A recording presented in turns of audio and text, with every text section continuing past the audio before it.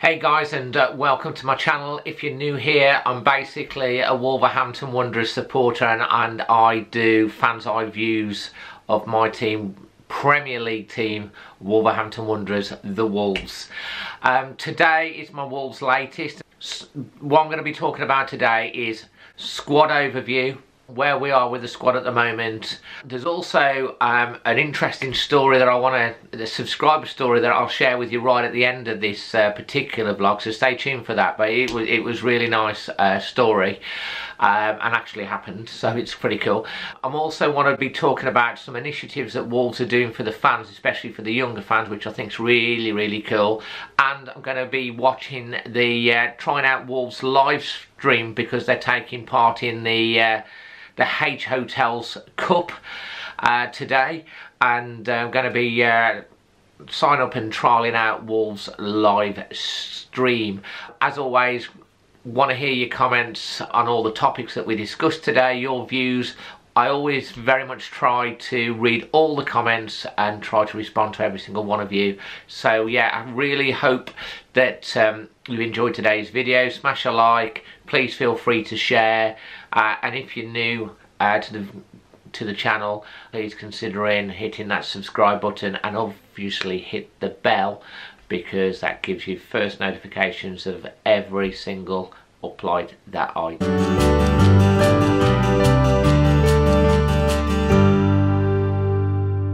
So first off, I thought it would be quite an interesting thing to do today, and that is I'm going to be doing a little bit of an analysis of where the squad is currently before hopefully what is going to be an exciting week or two running up to the Premier League season. There's going to be putting a graphic up here. It's probably by Wolves Analytics in terms of where we are with the squad, so have a look at that and I'll talk you through it. So basically the Wolves team at the moment is pretty much virtually the same as last year. Obviously they've made loan signings permanent, which is very important. Top quality players anyway, know the system, know the squad. We've added obviously the Rui Patricia, which, you know, many see as an upgrade on John Ruddy, but I do think John Ruddy is a great goalkeeper, and he will definitely, along with Will Norris, be providing serious competition. And the outfield is pretty much the same, to be honest.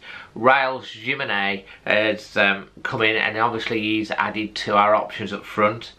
But is he going to be the out-and-out answer? You know, he plays for the Mexican international team. He was used very much as an impact player by his club in Portugal, so we'll wait to be seen. Obviously we've got Rafa Mir, Leo Bonatini, Bright Enibakari. We've got lots of forward options, as I've discussed previously. Squad in depth, as you could again see from the graphic, it is, I have to agree that it is a little bit worrying, and is probably, as it stands, arguably weaker than last season. Gibbs White has shown lots of potential, and he's been playing quite a lot in pre-season, but in the Premier League, week in, week out, is he ready for that yet? Do you think we definitely need to strengthen in both the forward and midfield positions? And what would we do?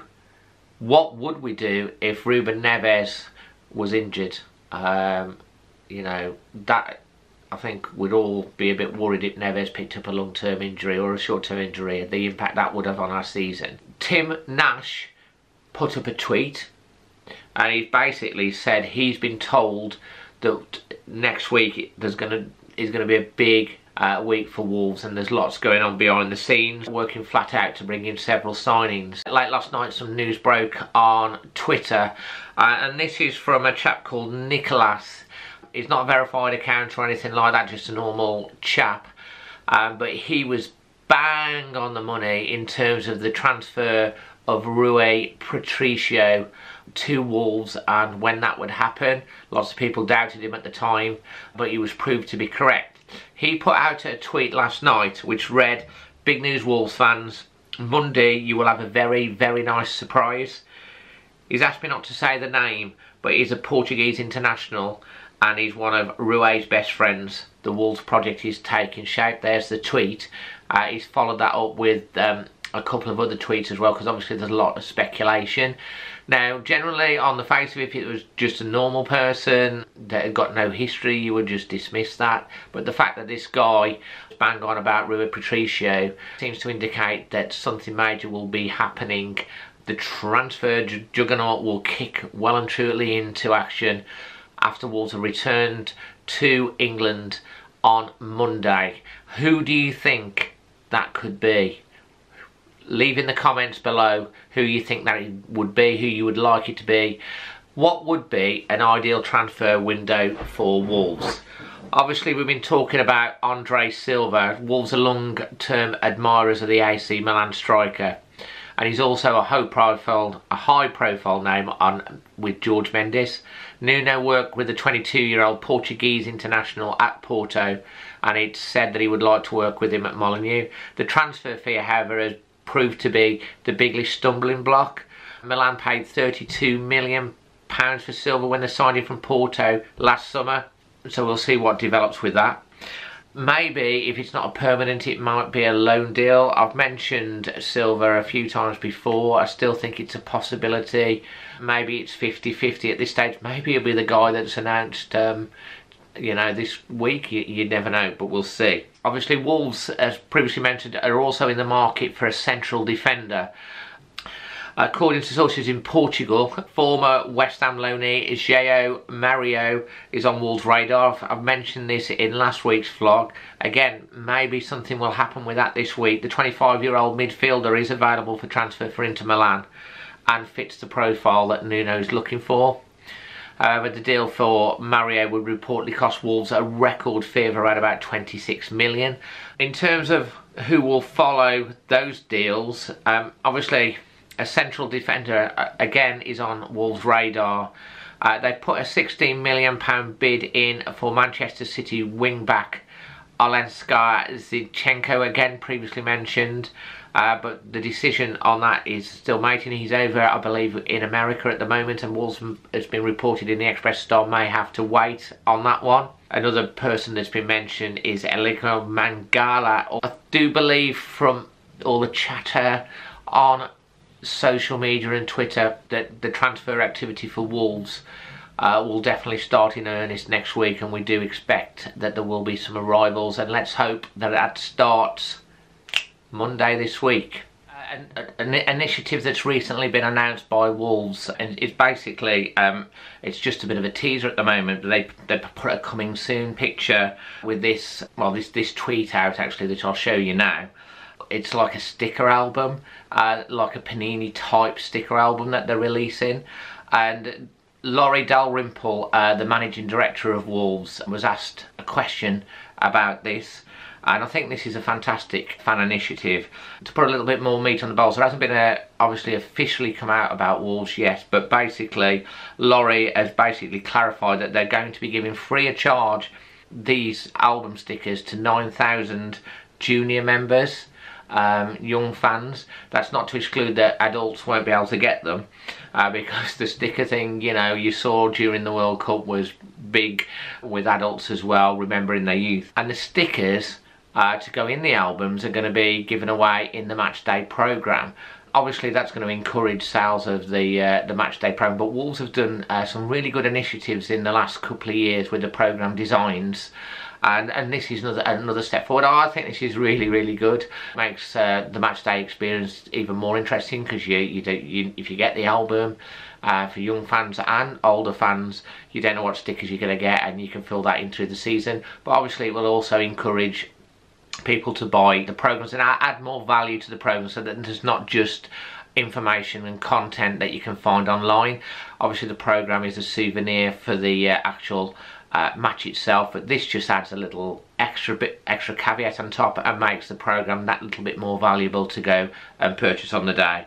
So bravo Wolves, I think that's a really good initiative, and we look forward to hearing more on that as the build up to the first match against Everton.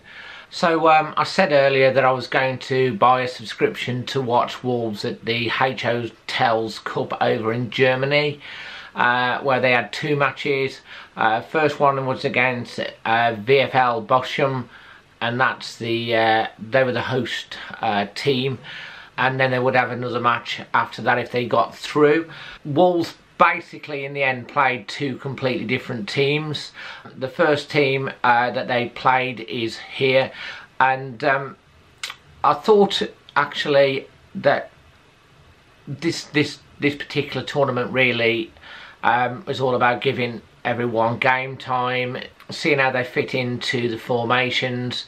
I thought it was the first time we saw Roe Patricio in goal for Wolves and Jimenez up front. I thought we were a little bit disjointed in the first game. I think the younger lads, especially Oscar Bird, didn't have the best of games. He's pushed off the ball a little bit and didn't make the best decisions. Jimenez did a lot of work chasing down, but he had one good shot the keeper saved. But it was a bit disjointed. We had good patches, we had to think, but that's to be expected, you know. Probably say it was around about 50-50 on balance. Went to penalties. The Portuguese lads all scored and the British lads didn't. Jimenez had a penalty. I would say that Enna Bakari scored, didn't he, as well. Jimenez missed his penalty and Wolves went out, didn't progress to the final against Mönchengladbach, losing 5-4 on penalties. However, Patricio did do two very good saves. If there's anything that comes from that, we probably, you know who's the first choice penalty takers and not, and obviously if we go into cup competition I think work needs to be put on penalty taking, but it's just it was just a small tournament. So Wolves went and played not very much longer after that into the second game, and I thought the performance was a little bit better in the second game. I thought the standout player for me in that particular game was Costa. I thought Morgan Gibbs-White had a good game in midfield. Again, it was stalemate, 0-0 as in the first game. Wolves created some chances. We saw some youngsters bedded in as well, and you know, there was going to be a penalty shootout, but in the end they didn't have the penalty shootout. What we get out of the game, Wolves TV was pretty good. Login was easy, was able to watch it, no problems or faults, and Wolves had a good run out, and Nuno would know a little bit more about the squad. We're not bringing home that cup. Does it matter? But yeah, good. There's a few Wolves fans that made the journey over there, so if you went, let me know how you enjoyed the experience, what the place was like, and yeah, leave your thoughts on the two sides and who your starting 11 may be for the matches coming up against Stoke. And so yeah, I promised you one other little subscriber story, didn't I? It was quite nice.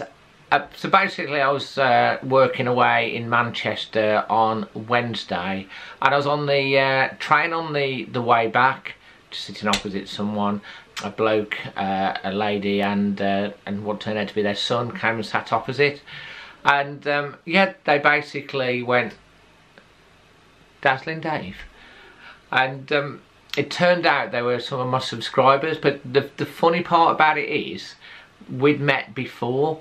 When I went away to Tenby, which I put a card up for my Tenby vlog, I went up something called Catherine's Fort. They went down for the weekend, I went down for a few days. So this is how much of a coincidence it is. And I was coming down this fort and they were on the way up and we met randomly all the way down in Tenby and Prengleshire in Wales, had a chat. They subscribed to my channel. Obviously 2 months later, they'd been up to Manchester for their son's graduation. I'd been up to Manchester for work. We both had the train, went on the same train back. We both picked the same carriage out of 6 carriages and literally ended up sitting opposite each other. What a coincidence! And it's and the names are David and James. And James, well done on your graduation, mate. I know that you'd all been out celebrating, and a little bit worse for work, but had a fantastic thing. But brilliant for you. Thanks for subscribing to my channel. In fact, thanks all of you for subscribing to my channel. There's a little picture of those which I've put up for you. And yeah, I really much hope that you've enjoyed this vlog. And leave your comments, let me know what your favourite bits about it was. Let me know your thoughts on all of what we talked about. Please leave a comment, because I do always read the comments and try to reply. Smash a like on the video, that would be brilliant if you enjoyed it. Feel free to share it, and obviously if you're new here, consider subscribing. But yeah, I think we're basically going to be heading into a fantastic week. Up the Wolves, we march on. The Premier League less than 3 weeks away. Come on, you Wolves.